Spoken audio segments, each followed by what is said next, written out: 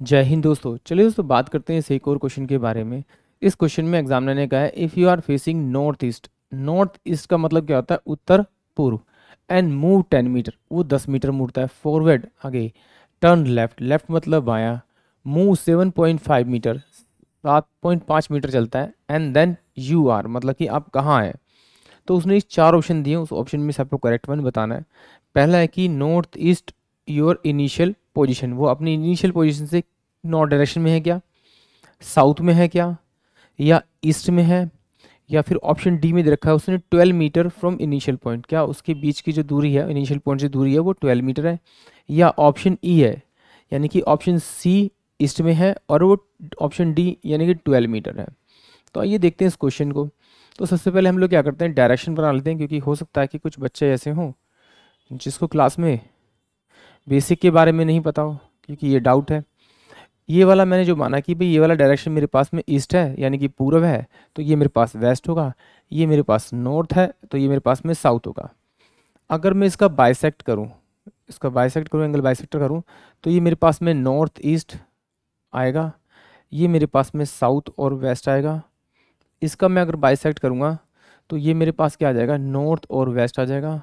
इसका बाइसेक्ट करूँगा तो मेरे पास में साउथ और ईस्ट आ जाएगा। ये मेरे पास में आ जाएगा। अब एग्जामिनर ने पहली स्टेटमेंट देखी, वो इस पॉइंट पर है और वो क्या देख रहा है, वो नॉर्थ ईस्ट की तरफ 10 किलोमीटर का डिस्टेंस कवर करता है। तो मैंने 10 किलोमीटर ये मान लिया, 10 किलोमीटर या मीटर एक में अज्यूम कर लीजिए आप। उसके बाद उसने क्या किया, वहाँ से वो क्या मुड़ा, लेफ्ट मुड़ा। लेफ्ट मतलब अपने बाएं। अब उसका फेस इस तरफ है तो इस तरफ इससे मुझे एक लाइन खींचनी पड़ेगी इस तरह से। अब इसने इस लाइन पर है वो टर्न लेफ्ट लेगा यानी 90 डिग्री टर्न लेगा, तो यानी कि वो ऊपर की तरफ जाएगा और यहाँ से 7.5 मीटर का डिस्टेंस कवर करेगा, क्योंकि ये मीटर में है तो सारा मीटर मीटर में होगा। उसके बाद देखिए एग्जामिनर ने जो ऑप्शन पूछा है उसके अकॉर्डिंग मुझे बताना है कि यहाँ से वो किस डायरेक्शन में है। यहाँ से वो नॉर्थ की तरफ है, बिल्कुल है, करेक्ट है, यानी कि ऑप्शन ए तो मेरे पास में करेक्ट होगा इसके लिए। अभी तो आगे देखते हैं। साउथ में है ही नहीं, ये हो नहीं सकता। ऑप्शन सी ईस्ट में भी नहीं हो सकता। ऑप्शन डी ये देखते हैं, चेक करते हैं।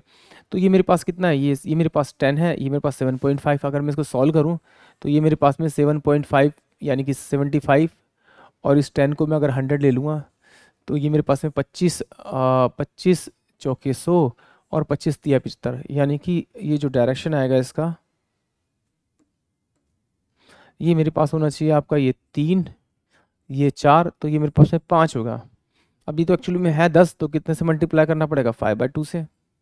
तो इसे भी 5/2 से मल्टीप्लाई कर देते हैं, तो यानी कि 12.5। तो इसका मतलब ये जो डिस्टेंस आया ये मेरे पास में 12.5 आया। नहीं तो आप इसे पाइथागोरस थ्योरम यूज़ कर सकते हैं।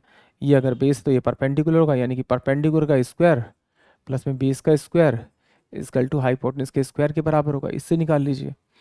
तो इसका मतलब क्या है कि भाई ना इसमें 12.5 है ही नहीं, तो ये सी और डी हो नहीं सकते। तो इसका मतलब इसका जो करेक्ट आंसर होगा वो ऑप्शन ए ही होगा। आई होप आप सभी को क्वेश्चन समझ में आया होगा। जय हिंद, जय भारत।